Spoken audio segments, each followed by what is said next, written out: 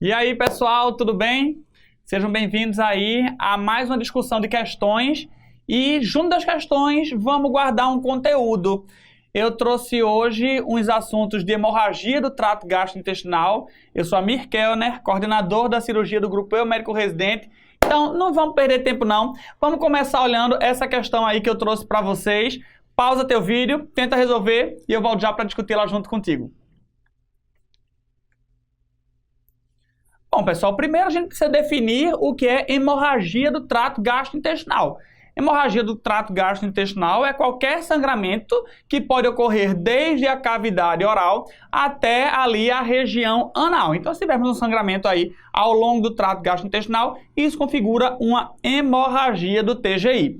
E eu preciso te dizer que, para a gente começar a investigar e pensar nas principais etiologias do sangramento, a gente precisa saber que existe a localização alta e a localização baixa. E o marco anatômico que vai dividir os sangramentos altos dos sangramentos baixos é o nosso ângulo de Treitz.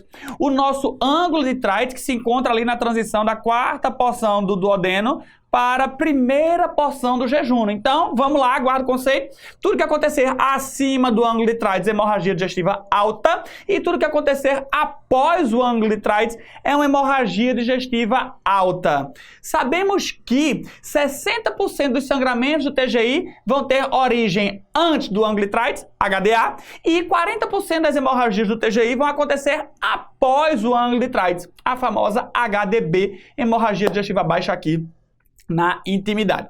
Sabemos que existem 4 principais maneiras de o sangue se exteriorizar através do trato gastrointestinal. E eles não necessariamente denotam a altura do sangramento.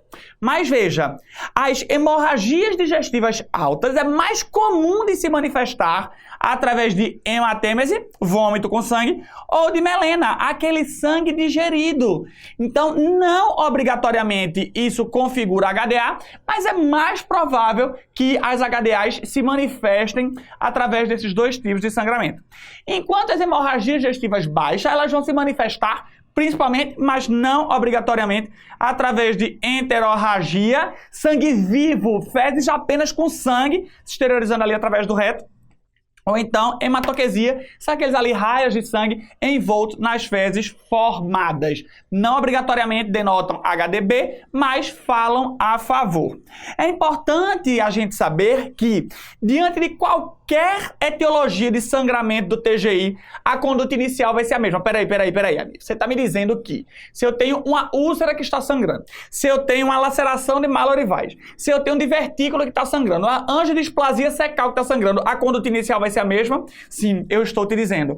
Eu estou te dizendo que a conduta inicial diante de qualquer sangramento do TGI é a estabilização hemodinâmica. Então, presta atenção, porque as provas vão cobrar esse conceito da gente. Independente da etiologia, antes de endoscopar, de colonoscopar, antes de qualquer coisa, eu preciso estabilizar o meu paciente. E eu preciso fazer aí o ABCDE na nossa abordagem inicial. Eu preciso fazer uma avaliação das vias aéreas e ver se eu preciso de uma via aérea definitiva. Eu preciso de um acesso venoso calibroso para correr volume naquele paciente. Eu preciso fazer a classificação do choque hipovolêmico, vendo aí qual o tipo principal de fluido que eu vou socorrer, se apenas cristalóide ou se cristalóide junto com transfusão sanguínea. E eu preciso também passar uma sonda vesical de demora nesses pacientes para fazer a avaliação do débito urinário, uma vez que a gente sabe da grande relação do débito urinário com o status volêmico do nosso paciente. Então eu preciso fazer a classificação inicial do choque para poder fazer a estabilização e depois correr ali para tentar ir atrás da etiologia.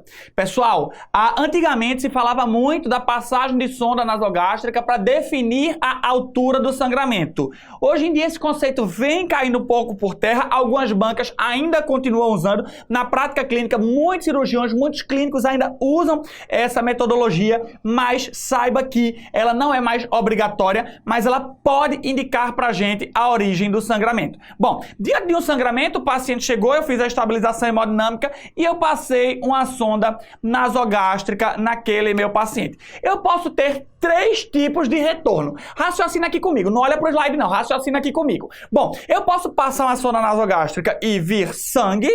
Eu posso passar uma sonda nasogástrica e vir bile. Eu posso passar uma sonda nasogástrica e não vir nada, nem bile, nem sangue. Concorda comigo? Perfeito. Agora, diante desses achados, vamos raciocinar. Galera, se eu passei uma sonda nasogástrica, ela está drenando o meu estômago e, no máximo, ali o meu duodeno. Então, se eu passar uma sonda nasogástrica e vier sangue, eu posso dizer que aquele sangue está vindo do estômago ou do duodeno. Concorda comigo? Perfeito. Então, se eu passar uma sonda nasogástrica e eu tiver um efluente com sangue, isso me confirma a hipótese de hemorragia digestiva alta. Agora vamos lá. Se eu passei uma sonda nasogástrica e não veio nem sangue nem bile, o que é que isso quer dizer? Se não está vindo bile, quer dizer que o meu piloro está fechado. Então raciocina, não veio nem sangue nem bile. Não tenho sangue vindo do estômago, ok. Mas eu posso ter sangue aqui no duodeno, não posso? Posso. E por que ele não está saindo através da sonda? Porque o piloro está fechado. E eu sei que o piloro está fechado porque eu não tenho bile saindo através da sonda. Então, se eu não tenho sangue e não tenho bile, isso não afasta hemorragia digestiva, porque ela pode estar acontecendo no duodeno, mas o meu piloro está fechado. Agora vamos lá. Eu passei e veio bile e não veio sangue, raciocina. Veio bile, o piloro está aberto. Não veio sangue, não tenho sangue no estômago e provavelmente não tenho sangue no duodeno. Provavelmente não é HDA. Ficou confuso? Tem nada não. Vamos repetir com o Titio, que eu sei que essa parte é um pouquinho mais teórica mesmo. Vamos lá. Passei a sonda nasogástrica. Se veio sangue, ok. Muito provavelmente está confirmada aí a minha HDA. Se eu passei a nasogástrica, não veio nem sangue nem bile, não afasta. Por quê? Se não veio bile, o meu piloro está fechado. Não veio sangue, o sangue provavelmente não está vindo do estômago.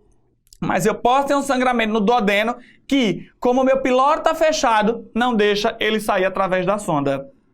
Agora, se eu passo essa mesma sonda e eu tenho a presença de bile sem sangue, isso quer dizer que o meu piloro está aberto, a bile está refluindo para o estômago, mas se não está saindo sangue, é porque muito provavelmente eu não tenho sangramento ali alto, provavelmente não é HDA.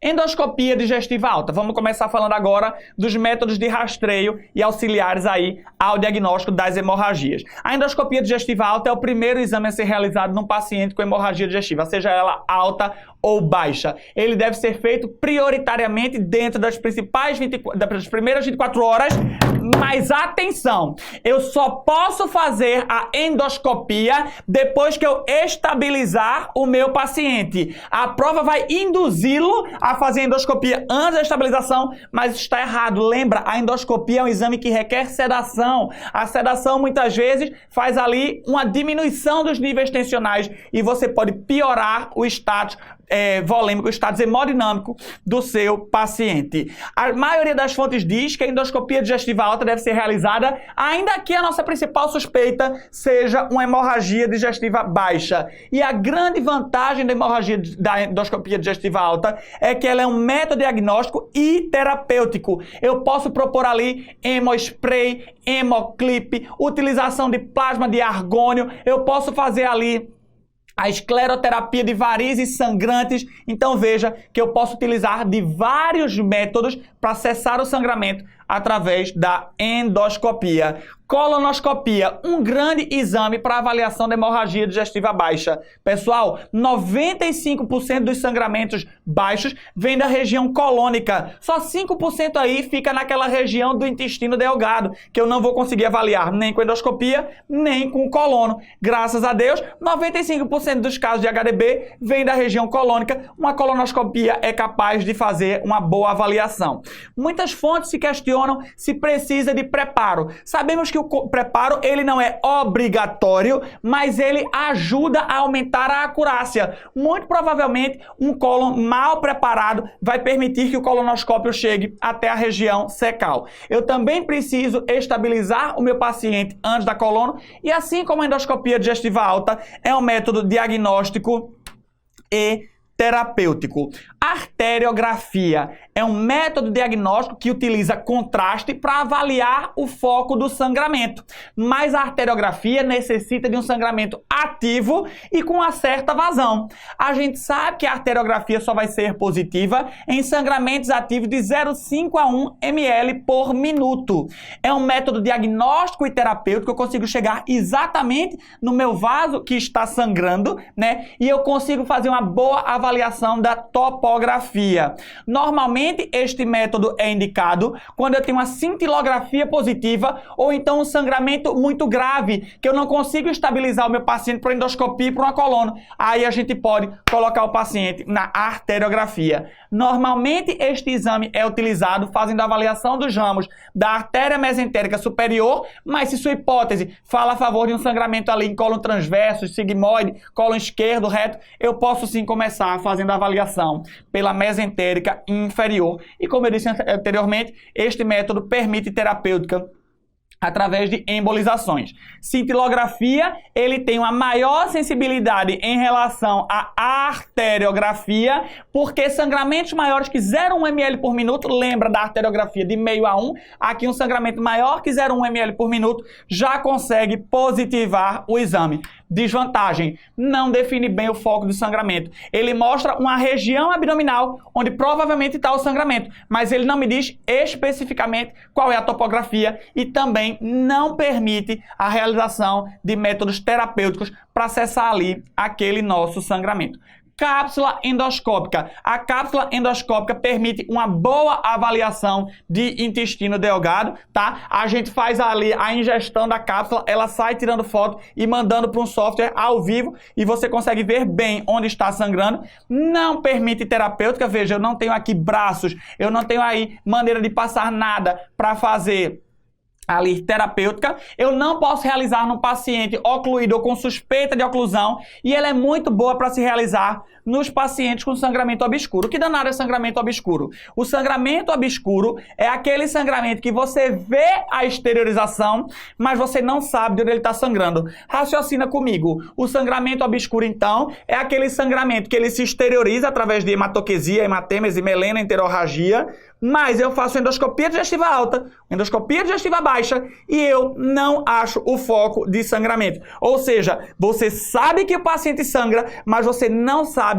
de onde vem esse sangramento. Então, por definição, é um sangramento sem identificação após endoscopia e colonoscopia. A principal etiologia costuma ser a angiodisplasia, principalmente ali a angiodisplasia de intestino delgado. E a orientação ao infinito e além. Você repete a endoscopia, repete a colono, diagnostica sangramento obscuro. E aí eu preciso fazer cápsula endoscópica, cintilografia, arteriografia, endoscopia intraoperatória, angiotomo, angiorressonância, puxa enteroscopia. Você precisa aí procurar a todo custo o seu foco de sangramento. Questãozinha, qual dos exames seria o menos indicado após aí uma hemorragia de origem obscura? A questão disse até pra gente, ó, endoscopia e colono normais. Vamos ver, item E, puxa enteroscopia ou endoscopia com duplo balão? Perfeito, posso fazer sim. Ressonância e angiorressonância, perfeito, são exames que eu posso realizar. Cápsula endoscópica, perfeito. Cintilografia, perfeito. Angiografia, perfeito. Arteriografia, perfeito. Quem é que eu não faço? PET scan. O PET scan, ele não me mostra sangramento, ele me mostra atividade mitótica, ele me mostra divisão celular, captação de glicose na divisão celular. Fala a favor de neoplasia e não de sangramento. Próxima questão, vê aí, pausa teu vídeo e eu volto já para discuti-la contigo. Essa questão do revalida falava aí da avaliação da HDB. Vamos ver os itens. Item 1. Anoscopia deve ser sempre realizada. Perfeito. Chegou um paciente com HDB, eu preciso fazer anoscopia. Eu preciso ver se eu não tenho uma hemorroida, se eu não tenho uma fissura ali sangrante que seja a causa do meu sangramento. Pode ser feita sem preparo, sim. A anoscopia, ela não requer preparo. Então já sai os itens C e os itens D. Colonoscopia representa o procedimento diagnóstico de escolha. Para HDB, perfeito. Eu começo até pela HDA, pela endoscopia. Mas a colonoscopia, sem sombra de dúvidas, é o melhor exame para HDB. Desde que o ritmo de sangramento permita a realização de preparo, devido à sua alta acurácia no diagnóstico do sangramento de origem do cólon, bem como a possibilidade terapêutica, item perfeito e conceitual.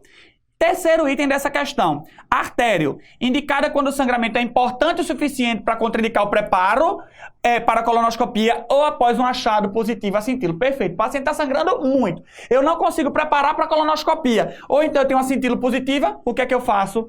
Arteriografia, como a gente discutiu nos slides anteriores, item E responde perfeitamente a nossa questão. Questãozinha, pausa teu vídeo e eu volto já para discuti-la contigo. Vamos falar agora das principais etiologias de sangramento do trato gastrointestinal. Vamos começar com as causas de hemorragia digestiva alta. Guarda o mnemônico. Úvula. O sangramento vem através da úvula. Vai passar ali pela nossa úvula. Guarda esse mnemônico. Úlcera péptica, varizes e laceração são as principais etiologias cobradas aí nas nossas provas. Quando a gente fala de úlcera péptica, sabemos que a úlcera duodenal é a principal implicada na origem desses sangramentos. E a úlcera duodenal, ela tem duas complicações principais. A da parede anterior perfura e a da parede posterior sangra. A úlcera que sangra normalmente é a da parede posterior do duodeno e é um sangramento importante porque está relacionado com a artéria gastroduodenal. Questão clássica de prova, a artéria relacionada aos sangramentos importantes das úlceras, a artéria gastroduodenal. E existe a classificação, que é a classificação de Forrest, que é a classificação para predizer a chance de ressangramento de uma úlcera duodenal, de uma úlcera péptica. Bom, nós vamos ver aí o tipo de sangramento. Então, se temos um sangramento ativo, sinais de sangramento recente ou uma úlcera sem sinais de sangramento. As úlceras podem ser Forrest 1A e 1B, 2A, 2B e 2C, ou uma úlcera tipo 3. Uma úlcera 1A é um sangramento arterial, é um sangramento ativo em jato arterial. O sangramento 1B é um sangramento em babação, é um sangramento em porejamento, é um sangramento que costuma ser venoso. Úlceras com sinais de sangramento recente, 2A, uma úlcera com vaso visível na base, 2B, uma úlcera com coágulo, com hematoma aderido na lesão, e 2C é hematina ali na base daquela úlcera. E uma úlcera tipo 3 é uma úlcera sem sinal de sangramento. A endoscopia digestiva alta costuma ser muito boa para fazer a hemostasia, seja através ali da ligadura do vaso, seja através de um clipe colocado, seja através de um spray colocado, seja através ali de algum método que faça cessar aquele nosso sangramento. Laceração de Mallory Weiss. A laceração de Mallory Weiss, eu peço licença a Dimas, meu grande companheiro aqui, editor de vídeo, para fazer o mnemônico. Dimas uma vez saiu para beber. Bebeu como se não houvesse amanhã. Chegou no dia seguinte em casa numa ressaca triste e vomitou até vomitar com sangue. Quando Dimas vomitou com sangue, ele disse, agora eu me lasquei. Agora eu me lasquei, que agora eu vou morrer. Eu atingi o meu limite. Eu não só vomitei muito, como eu atingi o meu limite. O que é que ele fez? Foi pro hospital? Não. Ele disse, rapaz, não tem mais o que fazer. Aqui é caixão e vela preta. Juntou a mãozinha ali no peito e ficou esperando a morte chegar. Passou 30 minutos, 1 hora, 2 horas e nada da morte de Dimas chegar. Disse, rapaz, eu não vou morrer não. Não, abestalhado, claro que tu não vai morrer porque tu tem uma lesão de Mallory Weiss. O que é a lesão de Mallory Weiss? É uma hemorragia digestiva alta num paciente alcoolista que tem vômitos refratários. Ele bebeu muito, vomitou e fez uma lesão na mucosa e submucosa, na região do esôfago distal e estômago proximal. Uma lesão autolimitada, não tem o que fazer. Quando você endoscopar, provavelmente aquilo já está resolvido. Trate a causa do vômito, dê um inibidor de bomba de prótons, dê uma vitamina B no soro daquele paciente, uma glicose para aquele homem de ressaca e está tudo resolvido. Agora veja, Dimas não costuma beber só. Dimas leva Louro, seu grande parceiro de vida, para tomar um quequel com ele. E aí, Dimas foi, naquele mesmo dia, tomou o quequelzinho dele, né? Voltando ali o pós-pandemia, foi para um show de Zé Vaqueiro e João Gomes. Louro foi com ele, encheram a tampa de cana. Dimas vomitou, não teve nada porque era um Mallory Weiss. Louro começou a vomitar, de repente, ai! Sentiu uma dor torácica. Ele sentiu uma dor torácica e começou a ver que tinha um enfisema subcutâneo. Opa, tá diferente, porque Dimas vomitou sangue e mais nada. Esse outro não. Louro, ele agora tem uma dor tóraco-abdominal e ele tem um enfisema subcutâneo. Pessoal, se ele tem um enfisema subcutâneo, ele tem uma perfuração de víscera oca. É isso mesmo. Ele teve a ruptura esofágica secundária a vômitos de repetição. Aquele vômito que de Dimas só rompeu a mucosa e a submucosa, em Louro rompeu todas as camadas do esôfago e perfurou. E ele está fazendo uma dor tóraco-abdominal. Agora veja. Aquele ali não vai ter nada, porque é um sangramentozinho besta, mucosa. Agora, esse não. Esse outro perfurou. Ele tem uma peritonite ou uma mediastinite, cuja mortalidade é altíssima. Então veja que estamos diante de um quadro muito mais grave. É uma ruptura esofágica secundária a vômitos de repetição. Na tua prova, tríade de Mackler. O que é que Louro sente? Vômito, dor torácica e enfisema subcutâneo. Enquanto no outro, trate a causa base do vômito, faça um IBP, aqui opere seu paciente, bote uma prótese no esôfago do seu paciente. Corra, porque se ele fizer uma mediastinite, muito provavelmente ele vai morrer. HDA é uma das principais causas de atendimento em serviços de urgência. Alternativa correta em relação a essa entidade. A principal causa é a ruptura de varizes de esôfago. Vamos lá, UVLA. Úlcera, varizes, laceração. Não, são as úlceras pépticas.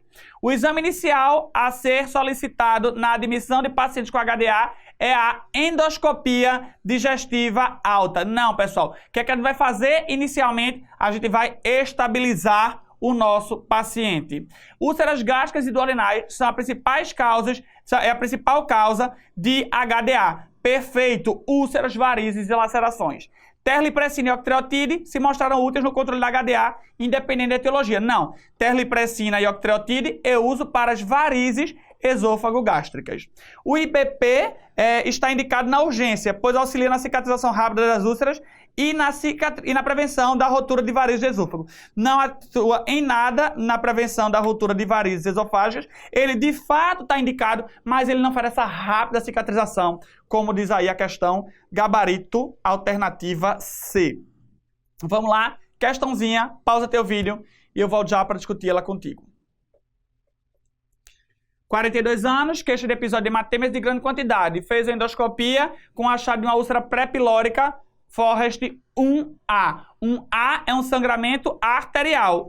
Um B é um sangramento babando, porejando. 2A, vaso visível. 2B, hematoma. 2C, hematina. 3, úlcera sem sinal de sangramento. O que é que eu vou fazer para essa úlcera? Eu vou fazer hemoclipe, eu vou fazer escleroterapia. Gastrectomia não, sucralfato não. Hemospray pode ser realizado, mas sem sombra de dúvidas, o item B está mais completo e responde melhor a nossa questão, de acordo com o que a gente discutiu anteriormente. Questãozinha, pausa teu vídeo e Titio volta já para discutir ela contigo. Bom, falar um pouquinho aí de hemorragia varicosa. As hemorragias varicosas, elas são muito mais graves, né? Elas têm mais chance de ressangramento e elas encerram uma mortalidade muito alta diante de cada episódio, uma vez que, lembre, esse paciente é um paciente cirrótico. Esse fígado não aguenta aí status de hipoperfusão e, sem sombra de dúvidas, ele vai descompensar um pouco mais a cada sangramento. A manifestação clássica é de hemorragia digestiva alta, né? E nós devemos, após a estabilização, fazer a endoscopia digestiva alta para controlar ali aqueles sítios de sangramento. Se o paciente, a despeito da endoscopia digestiva alta e da infusão de vasoconstrictores esplâncnicos continuar sangrando, eu devo repetir a endoscopia. E se ainda assim meu paciente continua sangrando a despeito do vasoconstrictor esplâncnico e da segunda endoscopia, aí eu devo partir para outros métodos. Existe o clássico e consagrado balão de Sengstake and Blakemore, que ele faz uma compressão mecânica das varizes esôfago-gástricas, né? Mas sabemos que o paciente deve permanecer ali sedado, entubado e com uma sonda que pode fazer uma isquemia e uma perfuração da mucosa do esôfago ou da região proximal do estômago, né? Temos o TIPS, que é um shunt realizado através de hemodinâmica, que visa diminuir a pressão no sistema portal, muito bom para sangramento refratário, muito bom para ascite refratário, e em caso em que a gente não tenha disponibilidade de TIPS, a gente pode sim partir para os métodos cirúrgicos. Lembrando que o transplante hepático é também um grande método para diminuir a pressão no sistema porta. Um paciente cirrótico, 56 anos, é admitido com hematêmese, então paciente muito provavelmente com HDA. A hemoglobina saiu de 14 para 6. Foi iniciada a reposição volêmica e um IBP, vasoconstrictor esplâncnico e vitamina K. Apresenta a remissão do sangramento e foi feita endoscopia. Qual das fontes de sangramento abaixo tem maior risco de recorrência? Laceração de malorivais? Não. Laceração de malorivais, quando você endoscopa, já está resolvido. Varizes esofagogástricas, alta chance de ressangramento e mortalidade associada em cada episódio. Gastropatia hipertensiva, não costuma fazer sangramentos importantes como esse da questão. Úlcera Forrest 2B. Um Forrest 2B é uma chance intermediária de sangramento. Sem sombra de dúvidas, entre uma 2B e varizes esofagogástricas, as varizes esofagogástricas têm 60% de chance de ressangrar ali, né, nos pacientes portadores dessas varizes. Gabarito da questão, a alternativa B. Questãozinha, pausa teu vídeo e Titio volta já para discuti-la contigo. Lesão de Delar. Que é isso, lesão de Delar? Decore assim, Delar. É uma lesão arterial. E assim, é a artéria pulsando, é um sangramento arterial de um vaso dilatado em submucosa na pequena curvatura gástrica. Normalmente, o tratamento é realizado através de endoscopia digestiva alta. É uma etiologia que costuma cair muito nas nossas provas. Eu posso fazer a infusão de adrenalina, colocar um hemoclip, cauterizar aquele vaso da submucosa que está sangrando. Esta é a clássica lesão de Delar. Lesão arterial. Em relação à hemorragia digestiva alta não varicosa, ele pede a alternativa incorreta. Vamos lá. Quando se apresenta por hematêmese, tende a ter um prognóstico pior do que quando se apresenta apenas por melena. Sim, sangramentos mais importantes tendem a se manifestar com hematêmese e ter um pior prognóstico. Forrest descreve a aparência endoscópica das úlceras pépticas sangrantes. Sim, 1A, 1B, 2A, 2B, 2C e 3. Perfeito, item B. Malorivais decorre de uma estria no esôfago terminal após episódios de vômito de conteúdo gástrico, seguido então após um episódio de vômito com sangue. Raramente recorre e geralmente não requer tratamento. Endoscopia digestiva alta, IBP, está resolvido. Delar é uma ulceração, não é uma ulceração, né? É uma dilatação de um vaso da submucosa, com a malformação arteriovenosa, que ocorre com maior frequência no antro. Não é no antro. Aí fechou. Onde é que ela está? Na pequena curvatura, na região proximal da pequena curvatura. É uma apresentação rara do câncer de estômago e de esôfago. Perfeito, câncer de esôfago e de estômago não costumam se apresentar aí com hemorragia digestiva. É uma possibilidade, mas não é frequente, é rara. Gabarito, alternativa D. Questãozinha, pausa teu vídeo e Titi volta já para discuti-la contigo. Divertículo de Merkel. Olha, pense que as provas amam essa patologia. Não é comum, mas as provas gostam. Por quê? Porque ela tem clínicas muito características. Bom, a gente precisa saber que o divertículo de Merkel é um divertículo que está localizado ali a 45 centímetros em média da válvula iliocecal, então é uma causa de HDB, e é a anomalia congênita mais frequente de todo o trato gastrointestinal.